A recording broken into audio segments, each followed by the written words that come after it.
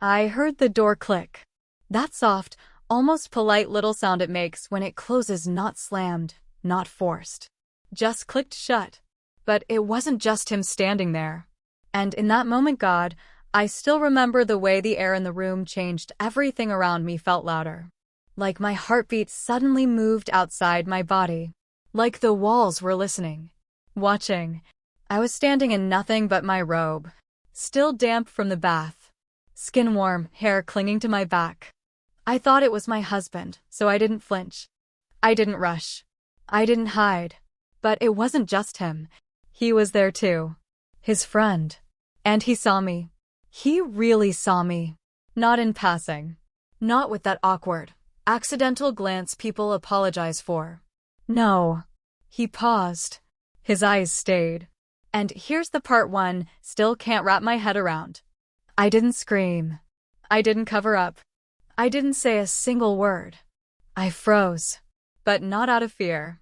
It was like something inside me went quiet. Like a wire got crossed between shame and curiosity, and I just stood there. I knew I should have moved. I knew I should have pulled the robe tight and left the room or demanded why the hell he was there. But instead I let it happen. I let him look. And what scares me most is I didn't want it to stop. There was something about the way he looked at me that felt different. Not dirty. Not even seductive. Just present. Like I was something worth noticing. Worth lingering on. And it had been so long since I'd felt that from anyone, let alone the man I married. And I know what you're probably thinking. That this is the part where I say it was a mistake, that it got out of hand, that it was all just a blur. But it wasn't. It was slow. Intentional. Like every moment had been waiting for that exact second to unfold. And the craziest thing? It didn't start that night. It started way before, long before I realized just how much of myself I'd been burying just to keep the peace. So, if you've ever looked at someone and wondered, what if? If you've ever felt invisible in your own home, if you've ever been seen by someone who wasn't supposed to see you at all, then you'll understand. You'll understand why I didn't pull away, why I didn't shut the door, why I didn't stop him, and maybe, just maybe, why a part of me never wanted to. The house was quiet in that kind of way that doesn't feel peaceful. It feels pregnant, like something's waiting to happen, but hasn't decided if it should. The rain had started just after sunset. Not hard. Not dramatic. Just that soft, rhythmic tapping against the tall windows in the living room. Steady enough to notice. Gentle enough to feel like a lullaby. The sky outside had turned that deep, impossible gold. You know the kind, where everything glows and shadows stretch like they're trying to hold on a little longer before the night takes over. That golden hour light slipped through the gauzy curtains, painting everything in warmth. Even though my skin was still damp from the bath. I had only come down for a glass of wine. That's what I told myself.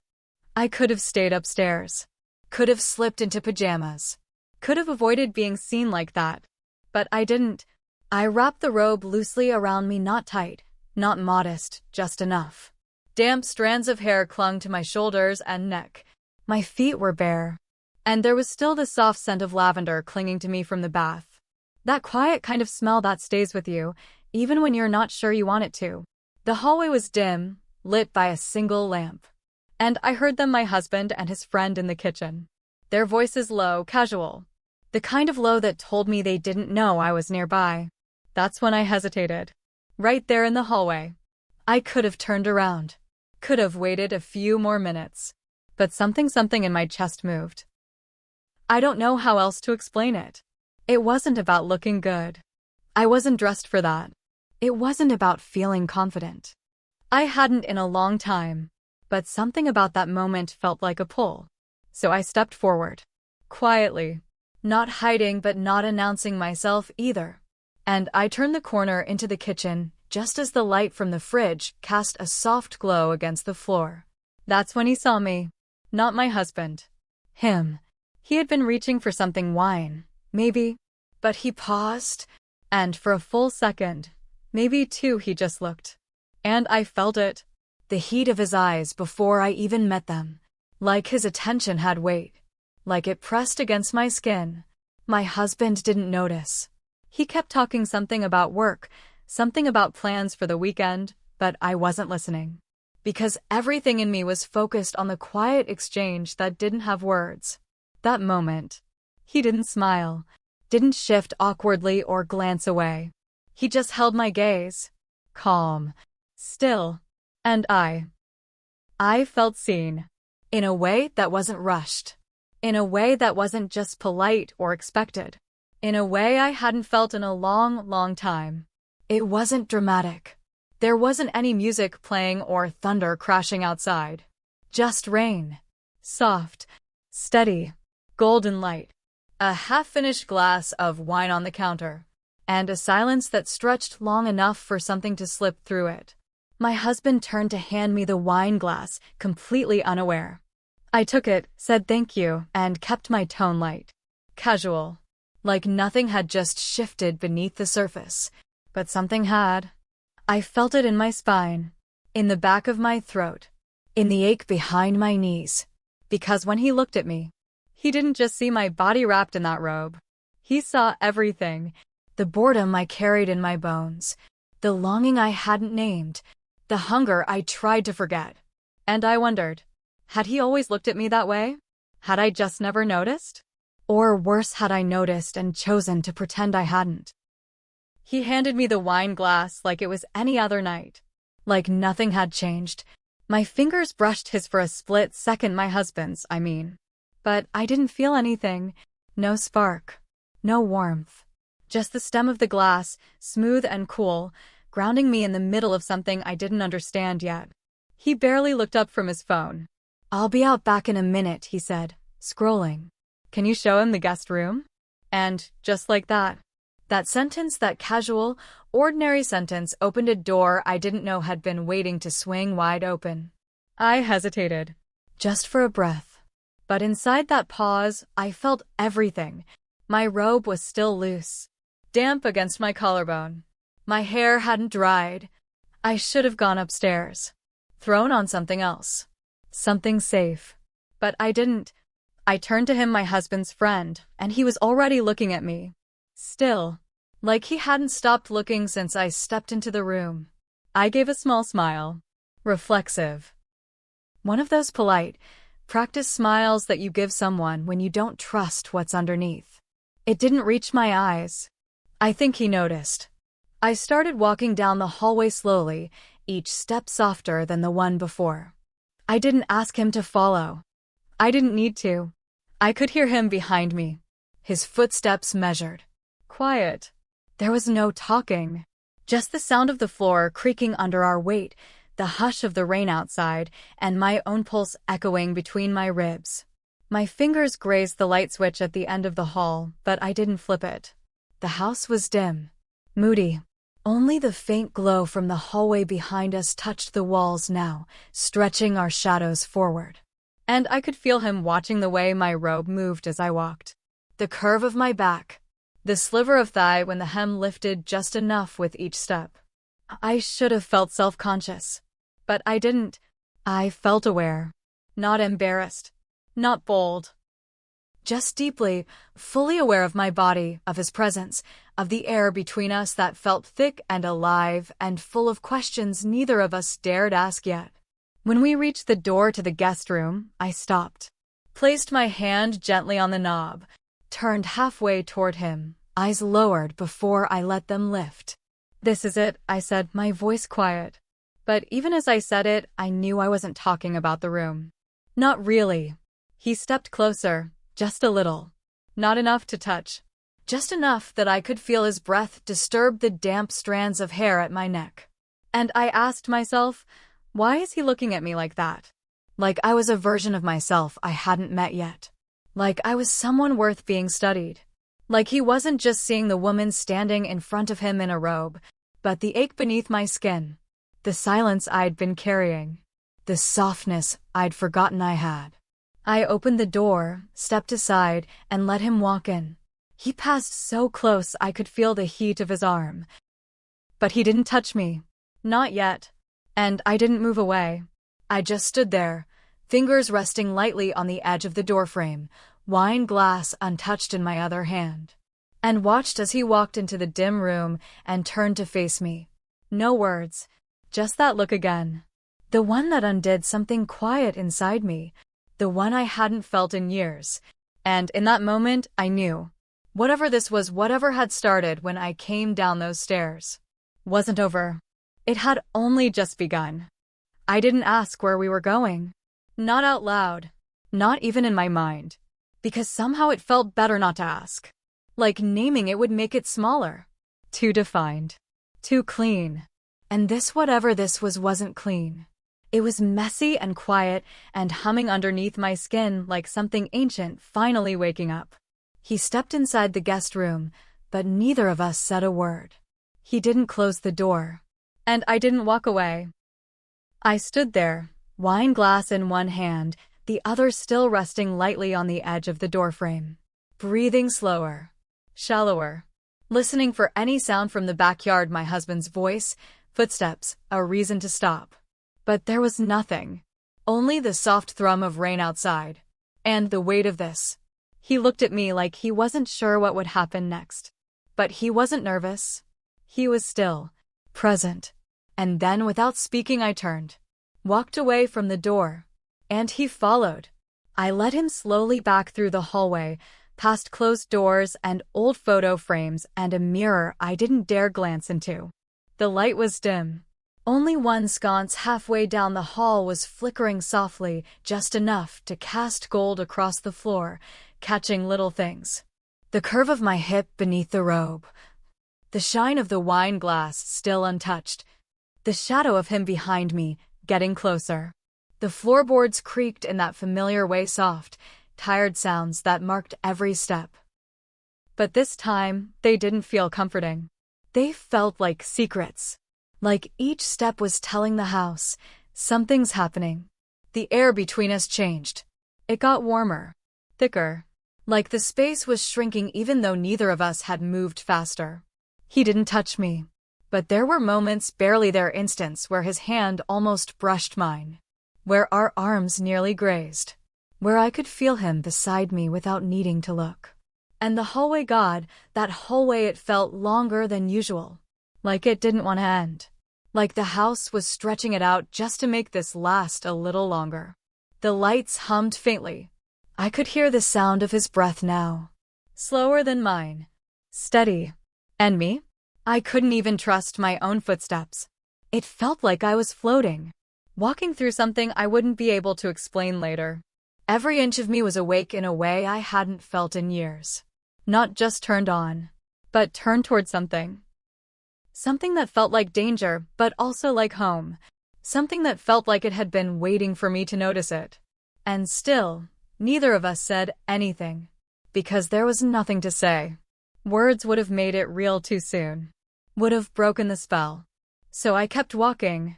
And he kept following. Each step a question we weren't brave enough to ask. Each silence an answer we weren't ready to admit. And I thought, if he reaches for my hand right now, I won't stop him. I didn't want to. But he didn't. He didn't rush. He didn't push. He just stayed close. Like he knew the moment would come. And when it did, it would mean more because we'd waited. Because neither of us had moved too fast. Because we'd let it unfold on its own. And somehow, that made it feel less like temptation. And more like gravity. Like we weren't choosing this. Like we were being pulled. And I let it pull me. Step by step. Breath by breath. Into the soft, dim quiet of what was about to come next. The room was still. Uncomfortably neat. The bed was perfectly made. Not a wrinkle out of place. Hospital corners. Fresh linens. There was a suitcase in the corner, zipped up tight like it hadn't been touched since he brought it in. I stood just inside the doorway. Not entering. Not leaving. That in-between place where you can still pretend nothing's happening. Where everything's technically explainable. He moved past me, quiet as ever. Didn't brush me, didn't speak. But his presence felt louder now. He stopped near the bed. Looked around the room like he was checking for something, but I could tell he wasn't looking at the decor. He was looking for permission. And then he turned to face me. Eyes meeting mine. Unblinking. And for a second, I didn't breathe. No words yet. Just silence. And him, sitting slowly on the edge of the bed, hands resting on his knees. I stayed at the doorway, shoulder lightly against the frame, one hand curled around the stem of the wine glass that still hadn't touched my lips. The robe had slipped slightly lower on one side. I didn't adjust it. Didn't need to. He wasn't looking at the robe. He was looking through it. Through me. Not in a crude way. Not even hungry, exactly. Just steady. Like someone who's seen something rare and is afraid to break it by blinking too fast. Then finally, his voice low, quiet, barely more than a breath. "This okay?" That's all he said. But it wasn't clear what he meant. This the room? This us alone here? Or this the tension, the slow turning of something we both knew was bigger than the moment? I didn't answer. Not out loud. Just let my eyes linger on him longer than I should have. And in my mind, I thought. It wasn't just what he saw. It was how he saw it. As if he already knew how this would end. As if he had already imagined the weight of my body next to his. The breathless hush of a choice finally made. It should have scared me. But it didn't. Because deep down, I had imagined it too. In pieces. In those quiet, tired moments at night when I lay beside a man I used to reach for but no longer did. In the glances across dinner tables. The too long silences. The missed touches. This wasn't random. It didn't come out of nowhere. It was built. Brick by brick. Stair by stair. Silence by silence. And now we were both standing well, sitting and leaning on the edge of something we couldn't walk away from. Outside, I heard a faint laugh. My husband's voice. Far off. Through the glass, maybe? Out in the backyard. He was alive in another world, one where this moment didn't exist. And here I was, breathing slower, shoulders tense, still holding the wine glass like it had answers I wasn't brave enough to sip. The air in the room was warm. Too warm. But I didn't want to open a window. Because in that closeness, in that tight, breath-held space between us, was something sacred. Something that could only live in silence. He leaned back slightly on his hands. Not inviting. Not pushing. Just waiting. His eyes never left mine. And mine? They were asking every question I didn't dare say out loud. How did we get here? When did I start needing this? Why does it feel like I've known this moment longer than I've known myself? And he answered without speaking. In the way his shoulders eased. In the way his jaw softened. In the way he didn't move toward me, even though I think we both knew I wanted him to. This wasn't about chasing. It was about offering. Inviting. Letting the weight of unspoken questions do the heavy lifting. I shifted slightly against the doorframe. Not enough to be obvious. Just enough to feel it, the friction of fabric against skin, the loosening in my knees. My body had already answered. But my mind still clung to the edge. And then he said softly, carefully, without leaning forward. You don't have to say anything. I see you. That's it.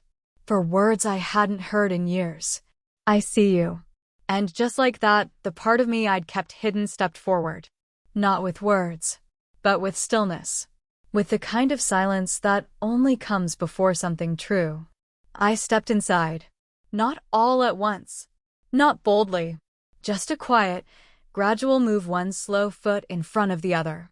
There was no dramatic moment. No sudden decision. Just something inside me leaning forward. Finally letting go of whatever invisible rope I'd been clinging to in the doorway. He stood as I moved closer. Not to meet me. Not to close the gap. Just to be there. To rise into the moment with me. And suddenly we were. Close. Too close. That kind of closeness where you can feel heat rising off someone's skin without touching them. Where your breath starts to fall in sync without meaning to. Where the space between you stops being space at all and starts becoming something else. Something magnetic. He didn't say anything right away. Neither did I. I don't even know if I was breathing properly. Every part of my body felt like it had gone still, waiting. Like the moment needed silence to stay sacred. And then, quietly, so gently I almost missed it, he whispered, "You can still leave." 5 words. 5 impossibly soft, impossibly powerful words. They didn't ask. They didn't beg. They offered. They gave me space, not pressure. Choice, not assumption. And maybe that was the moment I knew I wasn't going to leave. Because only someone who meant it, someone who wasn't trying to take, only to hold, would have said that. I didn't answer him. I didn't need to. Because I didn't move. I didn't pull back. I just stayed. And he understood. He wasn't touching me. Not yet. But it already felt like I'd said yes. Not yes to him. Not even yes to this. Yes to me. To the part of me that hadn't felt wanted in a long time. Not just wanted but seen. Chosen. Felt. He rested his hand on the doorframe beside me. Not on me. But close. Just near enough that I could feel the pulse of him, the steadiness in his arm, the weight of his decision to not touch me until I was ready. I turned slightly, met his eyes again. And the way he looked at me, it wasn't greedy. It wasn't urgent. It was reverent. Like I was something sacred. Like he didn't want to ruin me. Just witness me. My breathing changed. Slower. Deeper.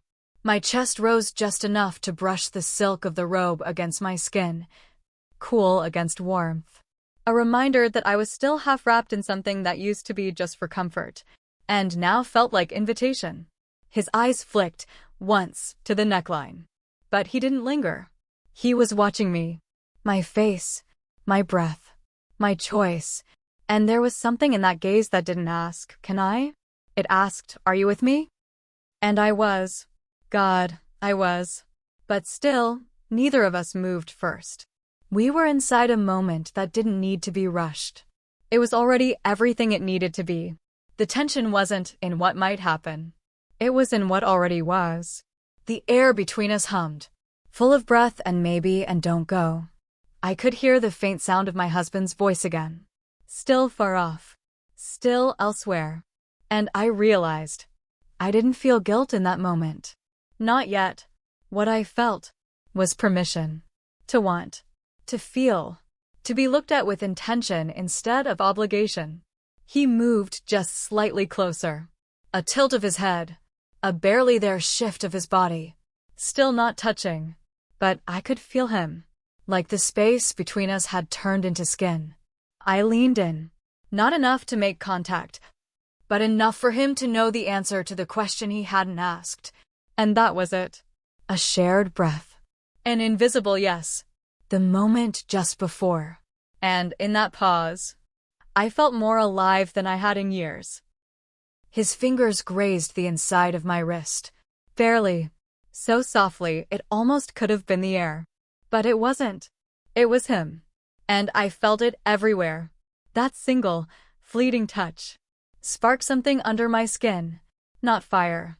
Not yet. But the ember of it. I looked at him. Really looked at him. His eyes were darker now. Not dangerous. Just full.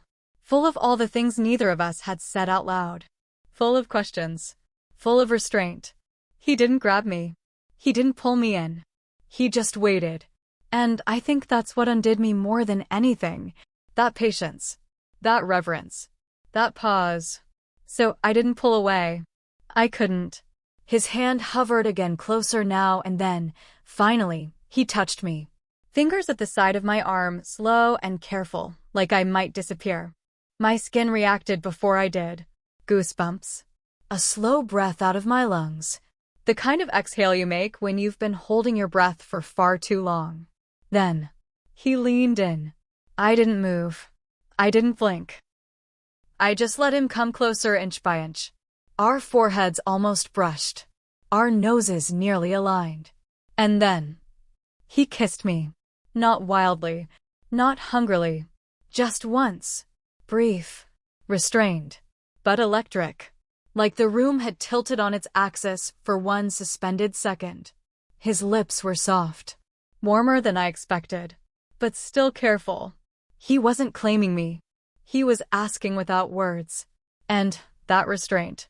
God, that was the most intimate part of all. I remember thinking, I should stop this. I should pull back. I should walk away. But I didn't. And the truth? I didn't want to. Because in that kiss, short and still and slow, I felt something I hadn't felt in years. Seen. Not just noticed. Not admired. Seen. As if every quiet ache I carried had been recognized and answered. He pulled back, just slightly, his face still close. His breath mixing with mine. I touched his chest. Not with purpose, just instinct. To feel the thump of his heart. To ground myself in the reality of this man standing in front of me. Holding me like I was made of something worth pausing for. My robe shifted. Not from his hands, he hadn't even reached for it. But from gravity. From how I moved. From how I tilted just enough to let it slide slightly off one shoulder. Intent without effort. It felt natural, inevitable. And he noticed. Of course he did. But his gaze didn't drop right away. He looked at my eyes. Waited. Like he needed to know if I was still here, really here. And I was.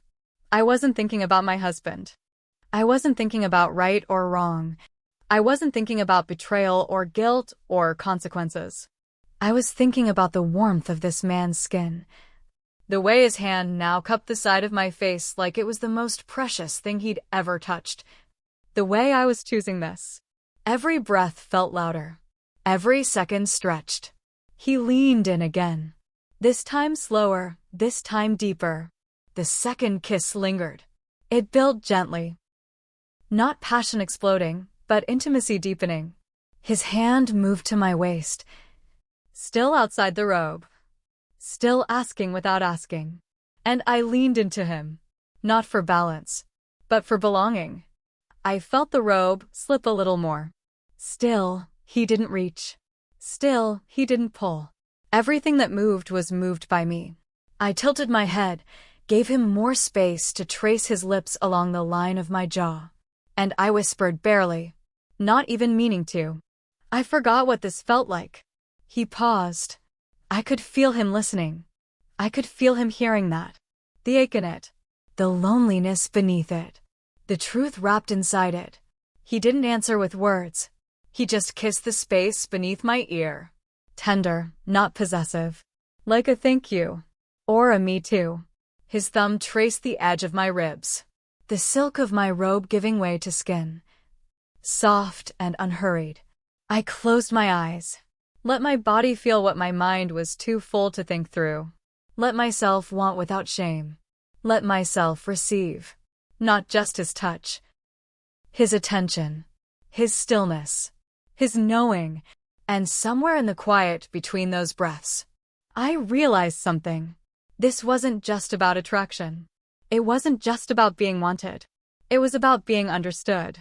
And that was the most dangerous part of all. We stopped moving. Not because something had ended, but because something had begun. Our bodies stayed close, but the urgency melted away, leaving only this quiet closeness, the kind of silence that isn't empty, but full of everything words could never say. He reached up slowly, brushed a damp strand of hair from my face. Fingers gentle, careful, like he was touching something fragile and precious. His eyes caught mine, steady and calm. And he said softly, "You don't have to explain." Those words, they hit deeper than I expected. Because I realized I didn't have to explain. Not to him. Not to anyone.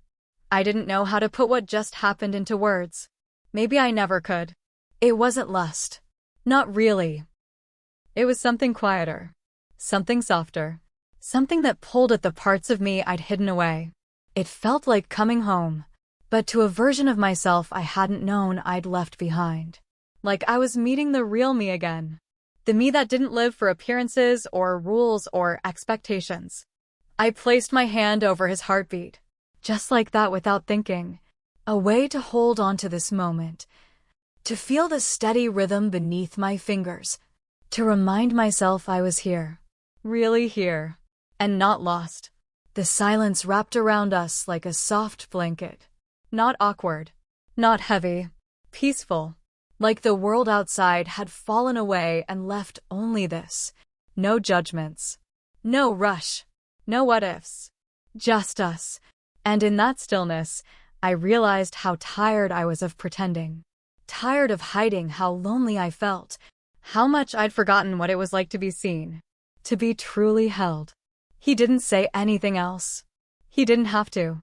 Because I already knew. He saw me. Not the version I showed the world. Not the wife. Not the caretaker. Not the invisible one. But me. All of me. And that was terrifying. And freeing. I felt tears prick the back of my eyes. Not of shame. But of relief. Because maybe this wasn't a betrayal. Maybe it was a beginning. A whisper of something honest and real. And in that quiet moment, I let myself believe it. Later, I found myself alone in the quiet of the house. The guest room door was closed behind me, but the window was open just a crack, letting in a cool breeze that brushed against my bare skin. I could hear the soft rustle of leaves outside, and the distant hum of the city going on without me. I sat on the edge of the bed, feeling the fabric cool beneath my fingers, and I realized I didn't know what to call what had just happened. Was it a mistake? A betrayal? Or something else entirely? I don't know. And honestly, I don't know if I regret it. Because for the first time in years, I didn't feel invisible. Not the invisible wife who fades into the background. Not the invisible woman who hides her loneliness behind forced smiles and routine. No. For the first time in a long time, I felt seen. I felt like the part of me that had been waiting to breathe was finally allowed to. I could still feel his eyes on me, not just on my body, but on the real me beneath the surface, the me that's complicated, messy, and achingly human. A single drop of water traced slowly down my neck. Was it from my damp hair? Or maybe sweat? Or maybe something deeper? Something I couldn't name yet? I closed my eyes and let the breeze wash over me, letting the moment settle. Letting the silence speak louder than any words could. He saw me. Not just naked, but real. Have you ever felt seen? By the wrong person? At the right time? It's a strange kind of feeling, isn't it? Like a secret whispered in the dark. Something both dangerous and comforting all at once. That moment in that room, it lingers with me. More than I thought it would. Tell me, what do you think really happened in there? Was it just a fleeting mistake? Or something deeper? I'd love to hear your thoughts. Because if this story stirred something inside you, some quiet ache, some secret longing, then you're not alone. You're not the only one who's ever felt the pull of something complicated. Something that doesn't fit neatly into a storybook ending. If you want to hear more stories like this, moments that linger long after the screen fades, subscribe to Passionate Tales Unfold. Here, we don't just tell stories. We live them. We feel them. We unfold them. One quiet truth at a time. Thank you for being here. Thank you for listening.